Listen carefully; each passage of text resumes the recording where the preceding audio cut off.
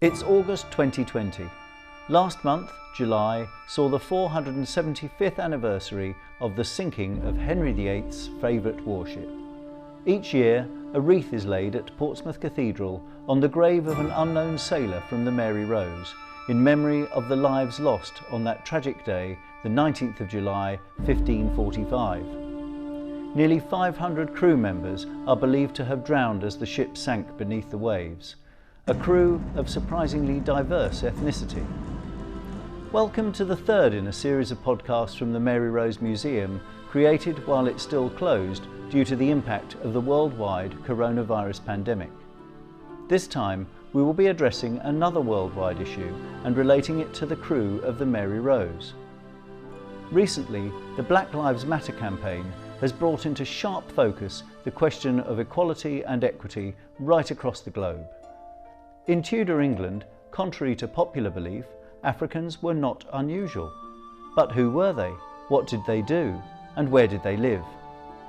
In 2019, Channel 4 followed the investigation of 8 skeletons of the Mary Rose crew members as they were systematically analysed to uncover their origins. This resulted in a fascinating new exhibition in the museum called The Many Faces of Tudor England. One of the expert historians involved in that documentary was Dr. Onyeka Nubia, lecturer at Nottingham University. And it's with Dr. Nubia that we will be talking today. Dr. Nubia is a leading authority on the lives of Africans in Tudor England. He has written books on the subject and can provide insights on diversity within the crew of the Mary Rose and England as a whole. Dr. Nubia, great to meet you, and thanks for agreeing to talk to us about all this. Hello. Good afternoon. Good afternoon. I guess the first thing we should do is to set some context as to why there would be Africans in England at that time and what they would have been doing. Okay, so what I'd like to do, Adrian, is actually explain how what Tudor England was, because people use these terms like Tudor England and Stuart England without actually explaining what they mean. So the name Tudor actually is a name. It's a family name. It's the name of the royal family that came from Wales in 1485, led by Henry Richmond, Henry Tudor, a Welsh family. It's actually a Welsh name, not an English name at all. And they conquered the English king, Richard III, at the Battle of Bosworth Field, and became the royal family. And they ruled from 1485 to 1603. The last Tudor monarch was Elizabeth I. And this family, or this dynasty, is known as the Tudor dynasty because that's the name of the family. Taking that forward then, we've defined Tudor England. What is the situation with the ethnicity of that country at the time? So, as I've just explained, the royal family were of Welsh extraction, actually Welsh-French extraction, and many other ethnicities existed in Tudor society. There were Scotsmen, Irish. There was also a group of people called Egyptians who defined themselves differently from the rest of the state. They had their own laws, their own regulations, and they didn't abide by the laws of England, and they were known as Egyptians. It didn't mean that they were from Egypt, although they did claim it, but it did mean that they regarded themselves as having a separate ethnicity. And there were also people of African descent. Some of these people of African descent were people from Europe. They were Africans from Europe, from the Iberian Peninsula, from Spain and Portugal, from France, from what is now Italy, from what became the Holy Roman Empire. And also there were people of African descent who were first, second and third generation English born people who were actually born here, didn't come from anywhere. Sure. So there's a lot of ethnic things going on inside this society which aren't really spoken about. Catherine of Aragon, as we know, the first wife of Henry VIII, is Spanish, and yet she was also a direct descendant of King Edward III, King of England, which is a sort of complicated relationship there. But she was the daughter of King Ferdinand and Isabella of Spain. So there's a lot of different ethnicities inside English society, and the people of African descent were part of that ethnicity. There were also people of Jewish descent from the Iberian Peninsula, from Spain and Portugal, fleeing anti-Semitism that was very vehement and strong inside Spain and Portugal. And from 1492, many of these people settled in England and took up prestigious positions or settled around the ports, around areas of London, Portsmouth, Southampton, etc. So that's interesting. One of the things you said there, the Jews, for example, took up prestigious positions. Yeah. Was there some, sure. But what was the view of the population, if you like, at that time, of these people of different ethnicity? Let's stick, if we can, particularly with the Africans, because obviously that's what we're leading on to a little bit later with regard to the crew of the Mary Rose. Good. So there were lots of different views about people of African descent, but for us to understand that, we have to, in a sense, explain how these different people of African descent came from different regions. Mm-hmm. And of course, how they would be received would depend on where they came from and what they were doing here. So if we take someone like Henry Anthony Jetto, who's living in Holt, Worcestershire in the 16th century, Henry Anthony Jetto came here in a relatively servile position to serve Henry Bromley, a well-known aristocrat. Now, when he comes, he's referred to in a very servile way in parish records. Parish records are the documents that were created to record people baptized, buried, and married in a given parish. Now, they record Henry Anthony Jetto in a relatively servile way.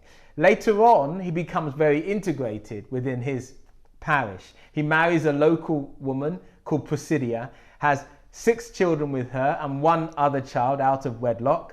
These 7 children go on to have 32 children, and those 32 children go on to have about 126 grandchildren. So what I'm explaining here is that in Holt, Worcestershire, in the 16th century, a lot of people were descended from Henry Anthony Jetto and regarded him with the most extreme respect, because he was their ancestor. And they continuously referred to him as their ancestor in their parish records, because by the end of his life he became a yeoman. A yeoman is someone who owns their own land. A yeoman is at the top of the labouring classes in terms of position. A yeoman also can vote in general elections, and a yeoman will sit in jury trials of their peers. So a yeoman was a very prestigious position. So this man of African descent had risen to a position where he was respected. So the community, which a lot of whom were actually descended from him, respected him as a patriarch within that community because of that's what position that he owned, irrespective of colour or ethnicity. Sure. Okay. Now, in a converse way, someone like Maria Moriana, slightly earlier, 1470, who's recorded in records in southern England. Now, Mary Moriana, her manager, owner, employer, depending on how you see it, attempts to get her sold as a slave, right, in 1470. He hatches what the judge calls a base plot to have her sold as a slave. Why does he do that? Because she cannot speak English or French or Latin, and therefore does not know necessarily what's happening to her. She's actually quite a simple person, even though she's had great service towards him. So he hatches this base plot to try and have her sold. It doesn't work. And when the local community finds out that this man, this employer, is attempting to treat her as a slave or reduce her to that position, the courts say, no, you can't do that. And the community says, no, you can't do that. And he stopped from trying to treat her in that fashion. And he's told, either you must employ her or you must let her go. And employing her means paying her a reasonable salary, letting her have 3 times a day off, where she will be given meat, not just food, but meat, drink, and other sundries, where she will be allowed holiday, and where she'll be respected and treated with all the terms and conditions that a servant should have. So this is someone at the other end of the scale, as it were. So if that court decision is a reflection, if you like, of attitudes in general at that time, what we're saying, I presume, extrapolating from that, is that slavery in the terms that we talk about these days wasn't something that existed in Tudor England at that time? No. In answer to your question, you're quite right. No. Enslavement in the way in which we have come to see it in the 18th and 19th century wasn't something that was a feature of the Tudor society where the Mary Rose was situated. Yeah. So in your book, you describe this as pre-colonial, don't you? Yeah. So that those prejudices are born from times later in history. Certainly. And therefore, at this time, if I were a yeoman walking around and seeing an African, I wouldn't be looking at his ethnicity or her ethnicity particularly in the way that we do now. Yeah. So you might have ideas about ethnicity, about colour, about complexion. Yes. And some of those ideas may be negative, but then some of those ideas may be positive too. Yeah. And presumably those ideas are predicated on what that person is in the country doing. 100%. Yeah, thank you, Adrian. Yeah, so one of those ideas, for example, if you like, a preconceived idea, is that if the person was of African descent, that they would be a very good swimmer. Mm-hmm. Why? Because many of the Africans employed, especially in ports, were employed to do roles in the sea. Now, being a good swimmer is in fact a very, very important task, a very important skill, especially because most Englishmen were not taught how to swim, even those that were seafarers. So having that meant that you were slightly otherworldly, outwardly, that you can swim. You can swim into the sea, you can swim backwards and forwards, you can hold your breath underwater. You must have that's an otherworldly gift, otherworldly skill. One of them, for example, was Jack Francis, who was employed in 1547 to recover artifacts from the Mary Rose by Peter Corso, his employer. And they operated just outside Portsmouth, deep sea diving, holding their breath underwater. And Jack Francis, even though he was very young, between 18 and 20, we think, he was actually the head diver, the head of an operation with other divers in. And he operated in a supervisory role. And see, Jack Francis was a West African. He came from the island of Arguin. And in the island of Arguin, Africans were pearl divers, deep sea pearl divers, and were famous for holding their breath underwater for long periods of time. So if you like, that's a prejudice or a preconceived idea that existed then but doesn't exist now, Yeah, absolutely. So having touched on the Mary Rose a little bit already then with someone diving on the wreck, the exhibition Many Faces of Tudor England outlines 8 skeletons of the crew and their ethnicity, their origins, etc., 2 of which out of those 8 appear to be of Moorish descent. How would somebody of Moorish descent have become a sailor on the Mary Rose? Is there any evidence as to how that might happen? Okay. And to understand that, I think we ought to understand how Africans were part of European seafaring activities. Africans formed a significant presence in the Iberian Peninsula. Before 1492, in what is now Spain, people of North African, West African, and people from what is now called Asia Minor occupied positions of authority and royalty within the Iberian Peninsula as separate states, these separate Moorish states. The last of those states was Andalusia, Granada in Andalusia. And it was conquered in 1492 by Ferdinand and Isabella, the father and mother of Catherine of Aragon. Catherine of Aragon. So he goes round in a circle. And those Moorish people, many of those Moorish people were not expelled after 1492. Some left, but they were not expelled. Some of them continued to be employed for the Spanish and, if they went to Portugal, for the Portuguese authorities. Some of those employments involved seafaring, map making, trading, activities on the sea, activities also in terms of warfare. They became mercenaries, soldiers, men-at-arms, cavalrymen, bowmen, crossbowmen, hired themselves out for various activities for the new Spanish state that they were forced to become part of. And they were also often encouraged to give up their Moorish ways, their Moorish activities, their Moorish language, their religions, their ways of being, and become Spanish. Yes? Some of them refused. Some of them refused and fled, went to France. went to the Venetian states, went to Venice, went to Florence, went to the Holy Roman Empire and plied their trade there. Some went to what is now Holland, and some came to England, fleeing the persecution that they were witnessing under the Spanish Inquisition and the various activities employed by the Spanish state against Moors, Jewish people and others. And so there is a way in which those people then plying their trade would then ply their trade in England. Mm-hmm. Okay, so that's one route. Also, throughout the early part of the 1500s, the Spanish had a number of preemptory raids along the coastline of England. Some of these raids were less than successful, and the crews of the ships became stranded in England. Mm-hmm.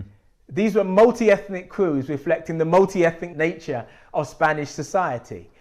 As they ran aground, they were often given a choice, fight for England or some other kind of punishment may ensue. Many of them therefore would end up fighting for England, even though they were from Spain. And since Spain was multi-ethnic, it would therefore include people of African descent, etc. Mm-hmm. And that's also a way in which that the English Navy would become multi-ethnic.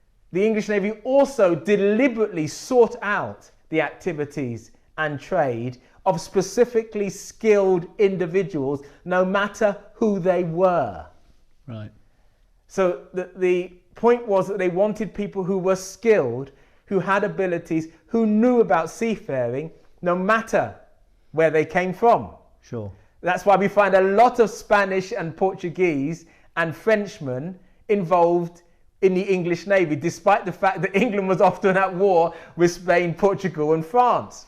Doesn't matter. The point was that England needed skilled and proficient men-at-arms, navigators, map makers, seafarers, etc. And some of these countries had people of African descent within them. Sure. And that's how they came to be part of English society and part of the English Navy. Sure. So one of the people that's particularly highlighted is the person that's known as the Archer Royal, and we've surmised that he's an Archer Royal because of a wrist guard with Catherine of Aragon's pomegranate emblem motif upon it. That begs the question, how far up society's ranks would Africans and Moors be allowed to go? We know Henry VIII had a Moorish trumpeter, don't we, who was quite well paid for, and I think Henry paid for his wedding clothes. Can you tell us a little bit about their status within society? Yes, a very good question, thank you. So the question is how do we measure status, and what status could men and women of African descent rise? What positions could they rise to? I think that we ought to explain that England was an extraordinarily class-based society. There were a gentry who considered themselves superior by blood. There was a labouring class, and then there was a class beneath the labouring class. If you were part of the labouring class, you had a trade. You had some sort of occupation, a stonemason or a wood craftsman. You were not a landless peasant. A landless peasant was a class beneath that class, beneath the labouring class. Now, in all of those classes, there were strict barriers, boundaries as to how you could proceed. Now, someone who is of African descent would come in at the level that their occupation demands that they would be. So if they're a stonemason, they have access to that class as a stonemason. If they were landless labourer, they came in at that level. If they were a domestic servant, they came in at that level. If they're visiting dignitary of an aristocrat of West African or North African heritage, they come in as an aristocrat. So they come in at the level that their class demands it. Yes? If they are English born, they are born into their class. Yeah. Just like everybody else. Sure. The potentiality for them to move up and down their class is sort of like everybody else too. I've not seen too much evidence of discrimination based on colour, but considerable discrimination based on class. There is some evidence of anti-Semitism, anti-Jewish discrimination, despicable, which was inherited, I think, in many ways from the Iberian Peninsula, from Spain and Portugal. And some of those fashions, those trends, if we can call it that, spreading from Spain and Portugal into English society. And certainly there is some strong evidence of that. And also quite systemic discrimination against lowlanders, those of Dutch heritage who were Protestants or dissenters, and also those of French Huguenots who were dissenters in France, who came to England during the wars of religion in France. And that discrimination was quite vehement. But there doesn't seem to have been a similar kind of discrimination against people of African descent, who seem for the most part to have integrated and assimilated themselves within English society without much let or hindrance, which is very good in some ways, but also extraordinarily problematic, because it means that we lose their distinctiveness, and it becomes very, very, very difficult to find and trace them. And this is, I think, partly the reason why people say that, there were no Africans in Tudor England, because of the way in which these people appeared to have been able to negotiate their way through English society in a way in which other minorities don't seem to have been able to do. Okay, so let's just return again then to the crew of the Mary Rose, and even maybe go back to the Archer Royal again. I mentioned earlier about the Catherine of Aragon pomegranate emblem on the wrist guard. Are there any other objects that are there that denote what kind of status a person might have? Okay, can we go back to the pomegranate? Do you mind? No, let's go back to the pomegranate. Yeah, it's important. It is, yeah. So the wrist guard is the item worn by archers which protects their forearm when pulling the bow. Wrist guards have a particular notation in terms of status, and archers have a particular status within any kind of military campaign. This archer that was employed in royal service had a wrist guard that had a pomegranate on it. Now, this may seem rather innocuous because we're in the 21st century, so what is a pomegranate? But we have to think ourselves back to the 16th century. The pomegranate was a fruit/vegetable, people can't make up their mind which it is, that is strongly associated with the Iberian Peninsula. It's not known in England at this time. So this fruit/vegetable has a ethnic origin that is not only Spanish, Iberian, but actually Moorish, strongly associated with Moorish traditions. And so when Spain in 1492 conquered Granada and incorporated Granada and Andalusia, they often incorporated Moorish traditions and claimed them as their own. One of them was the pomegranate. The pomegranate became a sort of Spanish symbol, but it always retained its Moorish ethnic roots. And so it's really interesting that we see the pomegranate displayed here. But that wasn't the question that you asked, was it? No, it was more about how that establishes, or are there other objects that establish some status to an individual? Yeah. So I think there's a pomander with some silk threads that was thought to prove a certain status as well. So clothing in the 16th century is not like now, when you can go to the supermarket and buy whatever you can afford. And if you have the money, you buy. You want to buy silk? Okay. You want to buy satin? You buy satin. What colour do you want? Purple, red, blue, yellow, green, yellow? It's all your own personal preference. And your decision making is only determined by your capacity to be able to afford it. That is not the same as 16th century English society. In 16th century English society, you are not permitted to wear certain clothing if you're not of that status by law. Silk was one of those items. Anything made of silk would have been considered as reserved for the upper classes. Why? Because silk was not well known in Europe. Silk was woven in places outside of Europe, for example, in Asia Minor or China. So if you could get hold of silk, you must be of a higher status. And silk was reserved for people of the higher status. So the fact that this archer in royal service, has any silk on him at all, shows that he is connected to either someone of a higher status, and he wears the livery that is according, or he himself is of that status. So that brings us quite neatly onto one of the questions that we've asked all the contributors that we've spoken to, Onyeka, is about objects in the museum. In your time there, were you able to look around and sort of, did you see something you might be able to describe as your favourite object, or one that speaks to you because of what it tells you about Tudor society? I love the leather shoes. Those leather shoes, because they seem actually quite comfortable. And when we think of Tudor clothing, we think of them being very uncomfortable. But actually, when we look at those leather shoes, they seem really soft, almost like moccasins, very soft.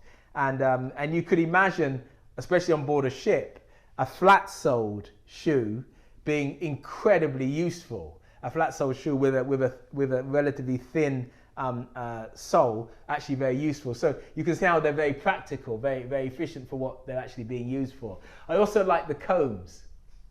The knit combs. Yeah, the knit combs, because again it showed the humanness, and that this ship was home to these sailors, however long they were on board ship, and as such had to have the basic amenities that you would be required to have on board or inside your own home. And I find that absolutely fascinating. The idea that all these men would be crammed in this space, men and boys, crammed in this space for such a short, even if it was for a short space of time, and it for them would be home. So those are the two items that really struck me. And of course I was incredibly fascinated by the cannons and the intricacies of the way in which some of the larger cannons were marked and designed and fashioned. And in a way, the Mary Rose is at a pivotal moment in the development of the English Navy. We have a situation in the Battle of the Solent where there is, to a certain degree, an experiment taking place as to what direction the English Navy should move into. On the one hand, in most of Europe, certainly Spain, Portugal, and somewhat France, you have these galleys. These galleys are effectively transporters of soldiers from one destination to another, with the belief that all the sea or the rivers are transportation stations. That's all they're for. It is not yet an understanding, or I haven't yet got that understanding, how the seas themselves can be a new method of warfare, and how one needs to develop shipbuilding so that it matches this new method of warfare. Now, the carrack, the Mary Rose is a carrack. It isn't a galley. It isn't a galleon. It isn't quite the Golden Hind or any of those ships that can travel all the way around the world and back again. It's not one of those either, but it's not a galley. It's sort of something that's in between, that's carrying large numbers of soldiers and seamen, almost 400 are on board. But also it has the capacity, or it should have the capacity, to traverse the seas. Now, the reason why the Mary Rose sinks is because in its development there is a mismatch between what it was originally created to do, which was to be a relatively fast seaborne vessel going between destinations and ports and being able to traverse the seas and transport people. When in the Battle of the Solent, its port doors are opened as it's trying to turn and as it's trying to fire its guns, and then, as we now believe, it sunk as a result of water coming in to the ship. This isn't where the problem began. The problem began in changing the ship from its original design that couldn't carry out the function of an ordinary carrack. Yes, and the historians at the museum talk about it being top heavy after the refit. In 1536, I think it was, wasn't it? Sometime around then. And there were too many heavy guns on the top decks. That's right. That's right. So you know, when it became the flagship, bigger was thought to be better. on the seas. Oh, if the ship's bigger, that must mean it's better. The failure of the Mary Rose at the Battle of the Soda, and I am describing it as such, the failure of it was extraordinarily important and good for the English Navy. Because it demonstrated that bigger isn't better. It showed that the seaworthiness of the ship is more important than the size of the ship. The loss and the defeat of the Mary Rose is an extremely good thing for the English Navy. Well, yes, and a good thing for history as well, because without that microcosm of Tudor life, we wouldn't know as much as we did, and we wouldn't be able to have analysed 8 skeletons and find out so much. Onyeka, thank you so much for talking to us today. It's been absolutely fascinating. I hope you've enjoyed the experience as much as I have. It's brilliant. Thank you. Thank you. We hope you found that as interesting and as topical as I did. I mentioned at the start that Onyeka has written books on the subject.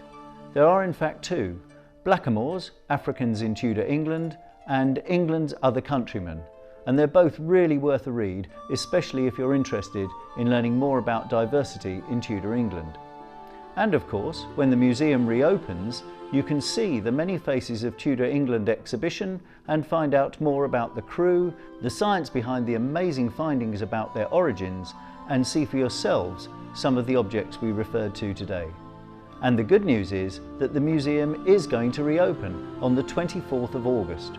You can buy tickets by visiting the Portsmouth Historic Dockyard website. Just follow the link from our own website. And on our website, you can also find a link to make donations. And as you can imagine, all donations are very gratefully received. I think that's about it.